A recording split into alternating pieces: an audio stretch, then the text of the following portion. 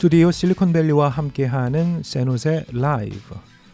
미국 내 정치, 경제, 사회문화 등 각 분야별 뉴스와 한인사회 소식, 사람 사는 이야기로 함께하는 샌호세 라이브. 저는 앵커 제이이고요. 오늘도 이 프로그램을 찾아주신 여러분들께 멋지고 행복한 하루를 응원합니다. 양질의 프로그램 제작을 위해 구독, 좋아요, 알람 설정 부탁드리고요. 2021년 11월 19일 금요일에 전하는 샌호세 라이브, 이제 시작합니다.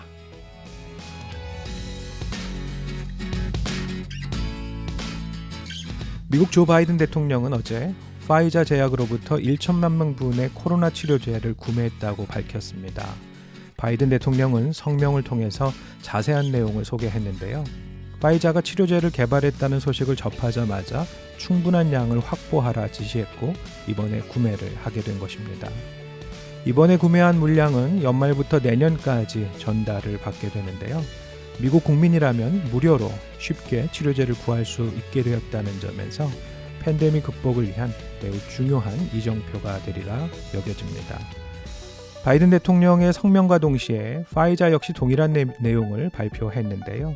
미국 정부가 자사의 치료제 팍슬로비드 1천만 명분을 구매했다고 전했습니다. 총 52억 9천만 달러, 우리 돈으로는 6조 2천억 원에 달하는 물량인데요. 이는 미국 정부가 일전에 머크사로부터 사들인 치료제보다 2배 큰 규모입니다. 머크사의 치료제가 한 사람당 82만 원 선인데 파이자의 경우 62만 원으로 약 20만 원 정도 싸다는 점에서 더 많은 구매를 한 것이고요. 파이자는 올 연말까지 18만 명분, 내년 말까지는 무려 5천만 명분을 생산할 계획이라고 합니다.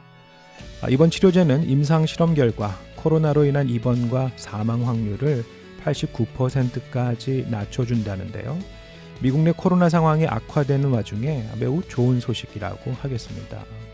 물론 미국 정부로서는 여전히 가장 강력한 코로나 방지책은 백신이라는 점을 강조하고 있는데요. 생각보다 저조한 미국 내 백신 접종률, 제발 많은 사람들이 백신 접종에 참여해서 더 안전한 생활을 할 수 있게 되면 좋겠습니다.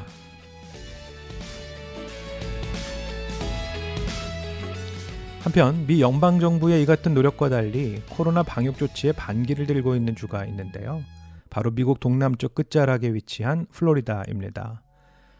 18일자 주요 매체들에 따르면 공화당이 장악한 플로리다 주 의회에서 백신을 꼭 맞아야 한다는 백신 의무화 조치를 금지하는 법안이 통과됐는데요.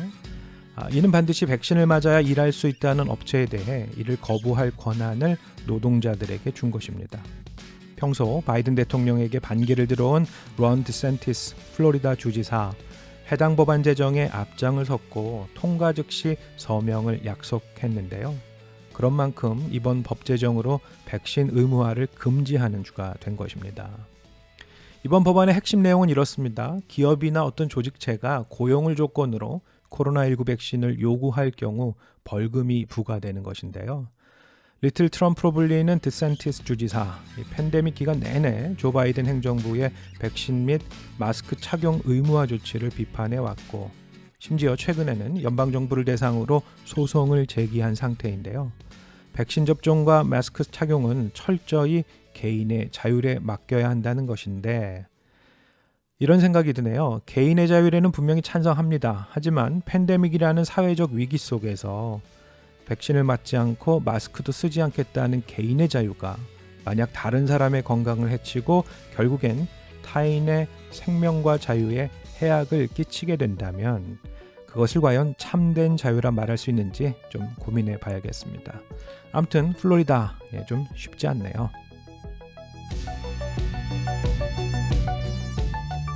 이제 정말 미국 추수감사절이 코앞에 다가왔습니다. 추수감사절이 되면 미 백악관에서는 칠면조를 사면해주는, 그러니까 죽이지 않고 풀어주는 행사를 갖는데요. 올해 백악관의 추수감사절 행사에서 사면될 칠면조들이 공개됐습니다. 어제 바이든 대통령은 기자회견을 통해 이번에 사면될 칠면조들의 이름을 공개했는데 꽤나 재밌는 이름이네요. 땅콩버터와 젤리입니다. 바이든 대통령으로서는 취임 후 처음으로 추수감사절 칠면조 사면 행사를 치르는 것인데 백악관에서 펼쳐지는 이 행사의 기원은 1947년 해리 트루먼 대통령에게서 비롯됐고 아버지 부시로 불리는 조지 W. 부시 전 대통령이 1989년 공식 연례 행사로 만들었습니다. 매년 추수감사절이면 엄청난 수의 칠면조들이 희생을 감당해야 하는데요. 이에 대해 백악관에서 칠면조 사면 행사를 가지며 추수감사절 분위기를 북돋는 것이라 하겠습니다. 한편 얼마 전 전해드렸듯이 올해 칠면조 가격이 꽤나 비싸졌어요. 많은 가정에서 이 닭고기 요리로 또 대신하지 않을까 하는 생각도 드는데 저는 개인적으로 치킨 쪽을 선택하도록 하겠습니다.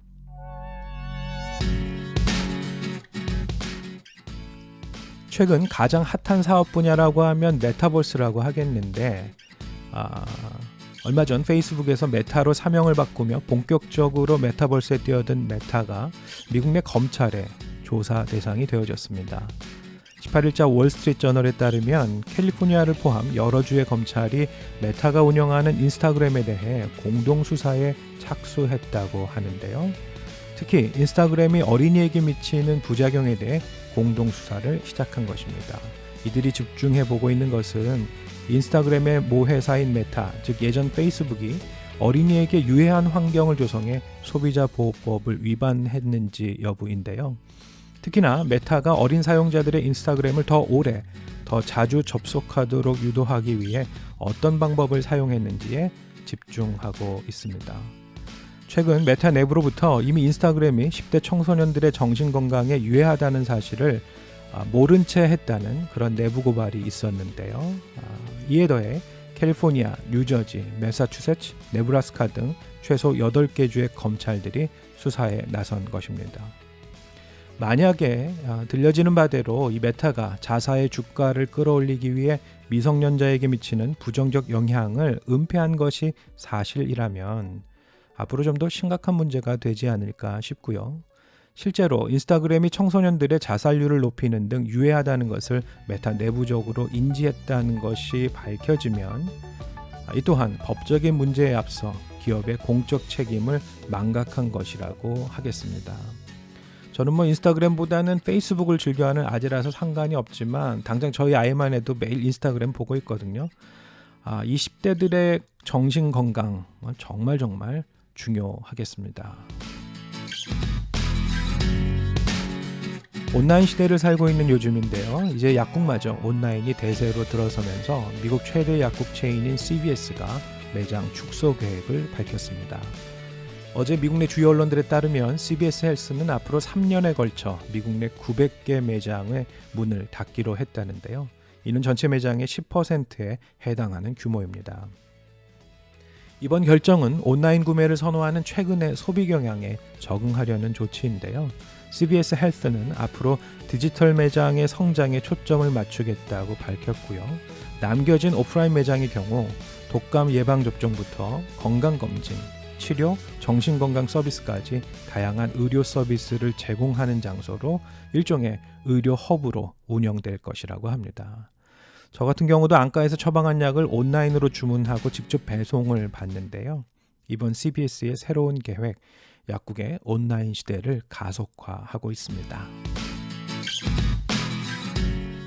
약국도 온라인화되는 시대를 살면서 또 한편으론 정말 손에 느껴지고 만져지는 것을 갈망하는 사람들이 늘고 있는데요. 여러분 혹시 한국 영화 리틀 포레스트를 보셨는지 모르겠습니다. 자신이 직접 기른 상추, 청경채를 가지고 요리하는 재미 속에 한 끼 식사의 의미를 느끼는 삶. 코로나 상황 속에 집에 머무는 시간이 많아지면서 최근 들어 한국에서 뜨고 있는 생활 트렌드로 홈 가드닝에 대한 관심이 늘고 있습니다. 홈 가드닝이 주는 유익은 여러 가지인데요. 식물을 키우는 재미, 양질의 먹거리 확보, 거기에 채소 가격이 급등하면서 파를 키우며 하는 재테크, 소위 파테크라는 신조어까지 등장했다는데요. 이런 수요를 파악한 한국 내 대기업들이 식물 재배기 사업에 뛰어들고 있습니다. 지난달 LG에서는 실내에서 채소와 꽃, 허브 등을 재배할 수 있는 LG 티운이란 제품을 출시했는데요.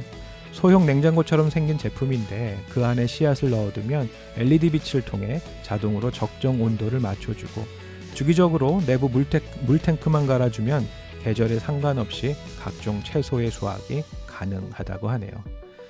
특히 아파트가 많은 한국, 1인 가족도 늘어나는 그 상황에 매우 유익한 제품이 되지 않을까 싶은데요. 삼성의 경우도 작년 세계 가전전시회 CES 2020을 통해 식물 재배기를 공개했다고 합니다.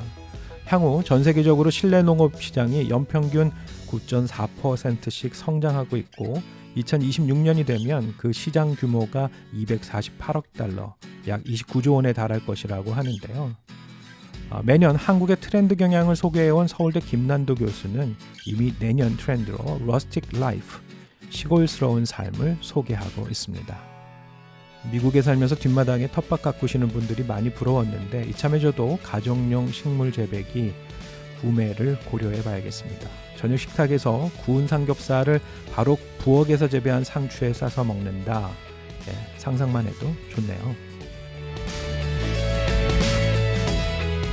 팬데믹 기간이 지속되면서 저소득층을 위한 식비 지원 프로그램 칼프레쉬의 도움을 받는 한인이 17,000여 가구에 이르는 것으로 나타났습니다. 예전엔 푸드 스탬프로 불리던 프로그램인데요. 그만큼 팬데믹으로 인한 경제적 어려움을 겪는 한인들이 캘리포니아에 늘고 있다는 건데, 이 캘리포니아주 소셜 서비스국에 따르면 2020년부터 2021년 회계연도를 기준으로 칼프레쉬를 신청해 혜택을 받은 한인 가구가 17,012가구입니다. 이는 전년 대비 54%나 급증한 것인데요. 코로나로 인해 수혜 신청 자격이 완화된 것도 있지만 어쨌든 형편이 곤란해진 한인들이 많아졌음을 나타내고 있습니다. 현재 LA 카운티 정부에서는 경제적 어려움을 겪는 주민들을 위해 칼프레쉬 신청을 독려하고 있는데요. 혹시 신청이 필요하신 분들 웹사이트 www.getcarfresh.org로 신청 가능하시고요. 전화 신청은 866-613-3777입니다. 866-613-3777입니다. 한국어 통역 서비스도 가능하다고 하니까 필요하신 분들 참고하셔서 이용하시면 좋겠습니다. 저도 어릴 적에 할머니 사랑을 듬뿍 받고 자란 경우인데요. 유독 할머니의 사랑은 마음에 오래도록 간직된다 싶었는데 최근 한 연구 결과에 따르면 할머니의 손주 사랑은 뇌에 새겨진 것이며 때로는 직접 낳은 자식을 향한 사랑보다 클 수 있다고 합니다. 최근 영국 일간지 더 타임즈 등에서는 미국 에모리 대학 연구진이 발표한 논문 내용을 소개했는데요. 영국 왕립 학회지에 실린 이 논문에 따르면 어린 손주를 둔 할머니 50명의 뇌를 fMRI 기능적 자기공명 영상법으로 촬영한 결과 3살에서 12살 사이의 손주를 둔 할머니들의 경우 손주 사진을 본 뒤 뇌의 감정이입 영역이 강력하게 활성화된 것을 발견했다고 합니다. 손주가 우는 사진을 보면 할머니의 뇌도 고통과 스트레스를 받았고요. 손주가 웃는 사진에는 한없이 기쁨을 느꼈다고 하는데요. 한편 일부 할머니는요, 직접 낳은 자식 사진을 볼 때보다 손주의 사진을 볼 때 더 강력한 감정이입을 보였다고 연구진은 발표했습니다. 물론 이게 아무래도 자식을 키우는 젊은 엄마들이 지닌 시간적, 경제적 부담이 큰 것과 달리 할머니의 경우는 좀 더 편안하게 어린 손주를 볼 수 있다는 맥락의 차이가 있긴 한데요. 여하튼 여전히 많은 공동체에서 중요한 양육자 역할을 하고 있는 할머니들께 양육을 위한 지원을 확대해야 한다는 이야기도 나오게 만든 이 할머니들의 손주 사랑 이야기입니다. 손주들을 향한 깊고 따뜻한 할머니 사랑, 이미 개인화되어진 세상에 가족 공동체가 지닌 의미, 또 무엇으로도 대신할 수 없는 아름다운 가족 간의 사랑에 대해 많은 것을 말해주고 있습니다. 미국 내 헤드라인, 미주 한인사회 소식 등과 함께한 샌호세 라이브. 오늘은 여기까지이고요. 추수감사절을 앞둔 주말 어느 때보다도 여러분들 행복하고 건강한 시간 되시기를 바라겠고요. 앵커 제이와 함께한 샌호세 라이브 11월 19일 금요일 방송 마치겠습니다. 여러분 고맙습니다.